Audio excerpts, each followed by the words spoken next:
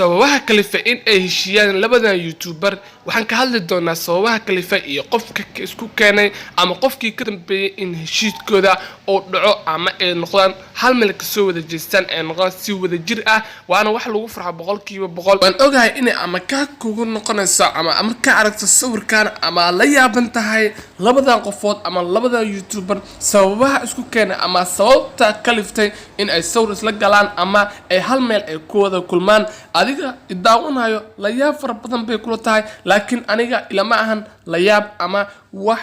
lala yaabo ama wax weyn ama wax aad iyo aad saameyn u leh sababtay tahay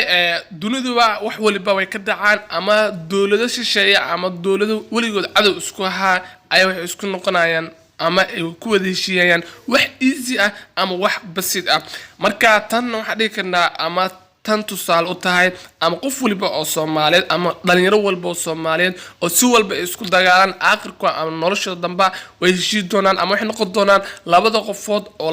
oo saaxiibillaah sababtay tahay laba qofood oo isku barato mar waliba ay dagaal ama dhibaato isku barato labadaas qofood way iska jecel yihiin labada qofood oo kale isku barato si caadi ah ama si normal ah laakiin qofka dagaal iyo dhibaato ama qax iyo dib iyo dil ah isku baratiin ama adi aflagaado wax walba ha noqotee qofkaas waa ka jeclaanaysaa saaxiibka kale ama saaxiibka kale oo iska dhowdiin ama aad marka hore isku baratiin عادي أما نورمال عادي هذا أفراد بدن باكو فرحتي لكلنكي وذا كلمين أما وذا هشيين ومد قف ولبا وحسين أما حس فراد بدن له صوبت تاعي ضد كان ولا وذا أوجا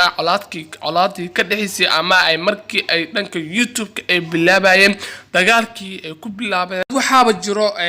labadan qofood bis taageero ama taageerayaashooda ah labadaas qofood oo taageerayaashooda bis ay isku dagaaleen labadan qofood dagaalkooda midaasna waxa dhigi karnaa waa mid hadda laakiin soo dhamaanayso ama ay gabagaba tahay oo ay dadkii sidoo hore isku haajireen ama sidoo hore ku kala tagay labadan bis taageernimadooda ay taageersan yihiin marka waxaan dhigi karnaa mid aad iyo aad loogu farxo waatan oo qof waliba ama qof walba ay tusaale u tahay in labada qofood oo istagaasho ama labada rag oo istagaalo mar walba in heshiis dhaxmari karo ama mar walba oo wanaag dhaxmari karo waana wax lagu farxo boqolkiiba boqol oo dhihi karo tusaale ay u yihiin ama dad yow aad iyo aad u fara badan ay tusaale u yihiin waana wax mar walba aan soo dhaweynayno ama soo dhaweyn fara badan oo mudan boqolkiiba boqol waa wax qof waliba oo Soomaaliyeed ama qof waliba oo dhanka social media aad iyo aad u xiiseeyo oo ku farxayo ama qof waliba oo dhalinyaro oo sanadkan jirta ay ku farxi doonto in arintan waxa aad iyo aad u shaqeeyay ama arintan boqolkiiba boqol ku dambeeya ama ka dambeeyay in ay isku wada imaadaan